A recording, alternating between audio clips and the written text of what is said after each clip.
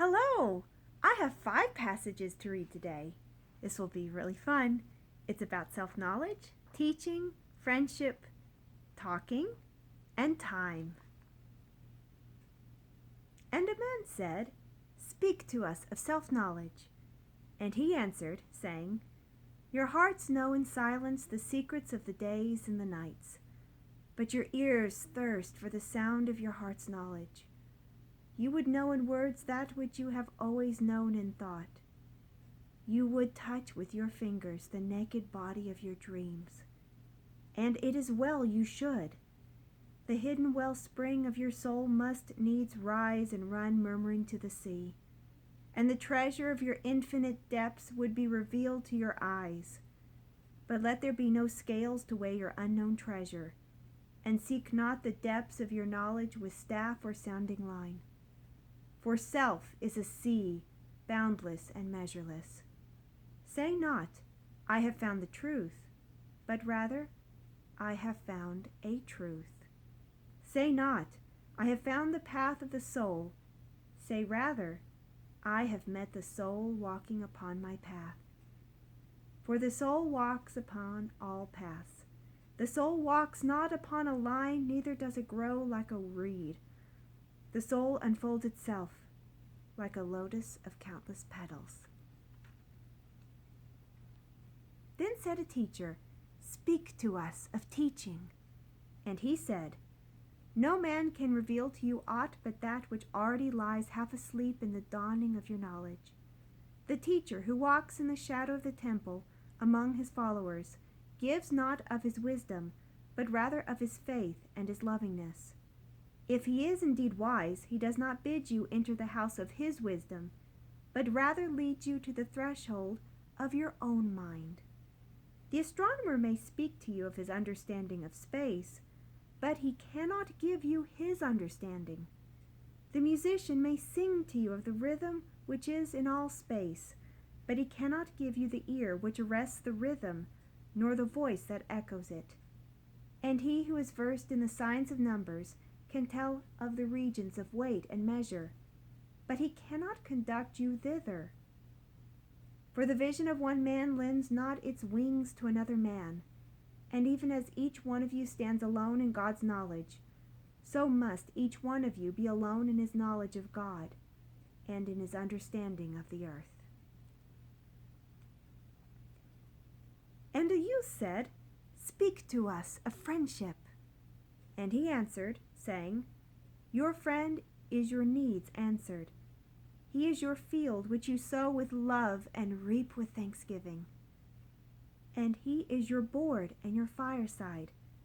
For you come to him with your hunger, and you seek him for peace. When your friend speaks his mind, you fear not the nay in your own mind, nor do you withhold the I. And when he is silent, your heart ceases not to listen to his heart. For without words, in friendship, all thoughts, all desires, all expectations are born and shared, with joy that is unacclaimed. When you part from your friend, you grieve not, for that which you love most in him may be clear in his absence, as the mountain to the climber is clear from the plain. And let there be no purpose in friendship save the deepening of the spirit. For love that seeks aught but the disclosure of its own mystery is not love, but a net cast forth, and only the unprofitable is caught. And let your best be for your friend. If he must know the ebb of your tide, let him know its flood also. For what is your friend that you should seek him with hours to kill? Seek him always with hours to live. For it is his to fill your need, but not your emptiness. And in the sweetness of friendship, let there be laughter and sharing of pleasures. For in the dew of little things, the heart finds its morning and is refreshed." And then a scholar said, "Speak of talking." And he answered, saying, "You talk when you cease to be at peace with your thoughts.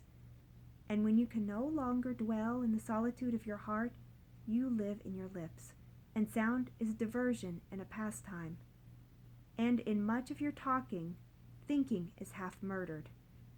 For thought is a bird of space, that in a cage of words may indeed unfold its wings, but cannot fly. There are those among you who seek the talkative through fear of being alone. The silence of aloneness reveals to their eyes their naked selves, and they would escape. And there are those who talk, and without knowledge or forethought reveal a truth which they themselves do not understand.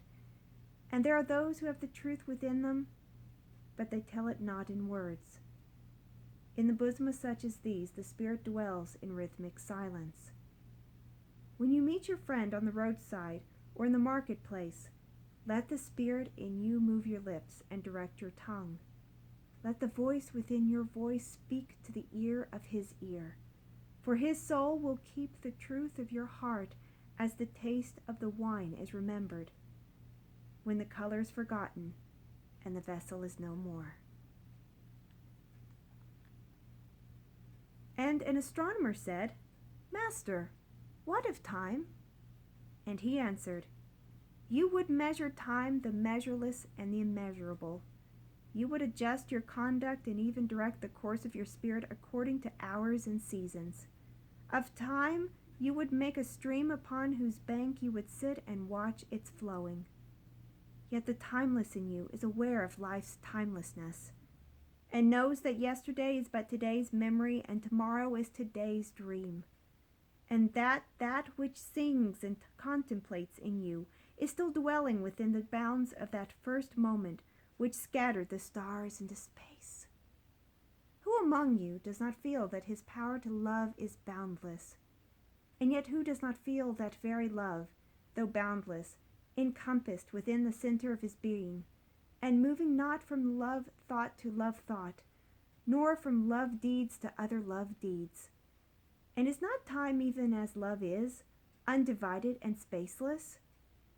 But if in your thought you must measure time into seasons, let each season encircle all the other seasons, and let today embrace the past with remembrance and the future with longing. Thank you so much. Have a beautiful day.